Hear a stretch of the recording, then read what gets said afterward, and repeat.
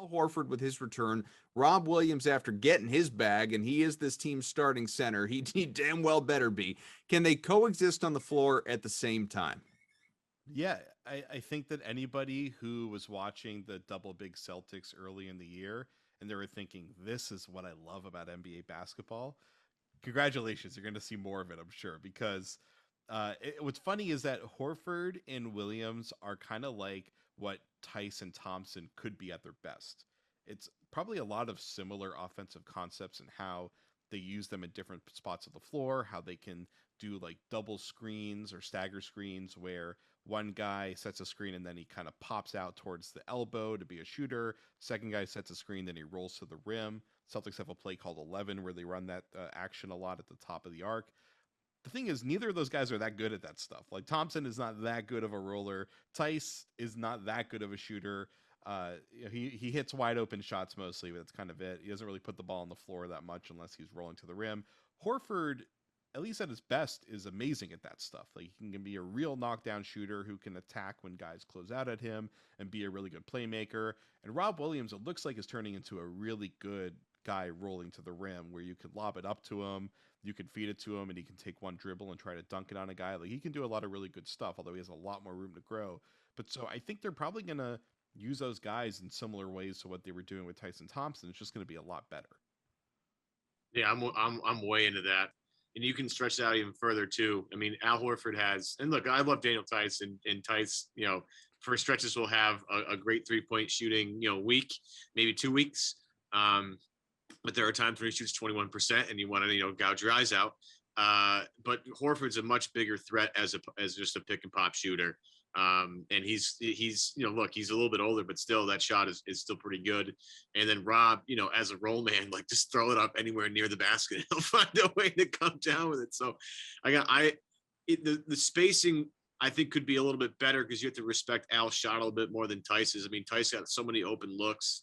And again, it just depended on the week, how much they were going in. Horford's got a much more respectable jump shot. Again, Jared says, and I agree with it, the fact that he can put the ball on the deck a little bit, take a couple of dribbles, and then maybe find a backdoor cutter or just take a pull up shot from there as the guy goes by.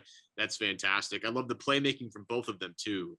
Rob, for as many bonehead plays as he might make in the backcourt, as a front court passer is quite tremendous. And I'm really looking forward to those two guys specifically working together because I know Rob, the first time around, learned a lot from Al in terms of how to be professional, et cetera, et cetera. So I think Al can help him even more in that particular regard. And I think Rob, as a defender, does he make mistakes?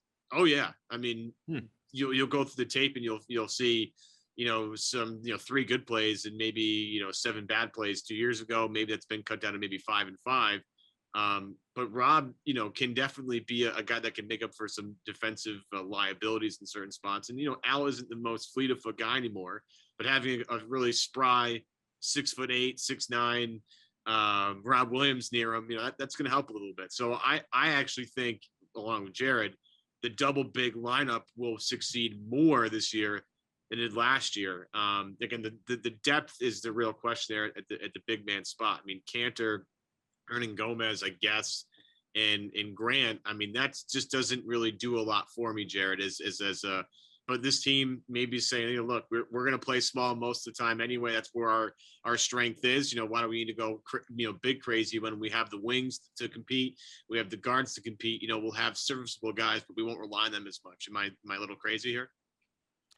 No, you're not crazy at all. And I think the big question is how much are the Celtics wanting to go double big because that's like that is now that double big now is what going small was 8 years ago, where it's like this thing that like only a few teams in the league do. It's kind of like a unique wrinkle, but we have been seeing more of it for sure in the last couple years, especially where teams that are really good with offensive rebounding tend to be like a nice little curveball against teams that play really small. So it's, although I'm not really sure how much Al Horford's rebounding is going to be a factor at this point. I think it's Al Horford's value as the four is more his playmaking. And the question I guess is really, do they use him in the same way they used him before, where he's at the top of the arc and he's handing the ball off to guys cutting around the perimeter and things like that. And so I guess that's kind of like the big thing is we're going to see early on in the season Is Al Horford going to be a floor spacer and operating out of the post, or is the ball going to be in his hands at the top of the arc? And I think that will really determine what his role and what lineups he's going to be in.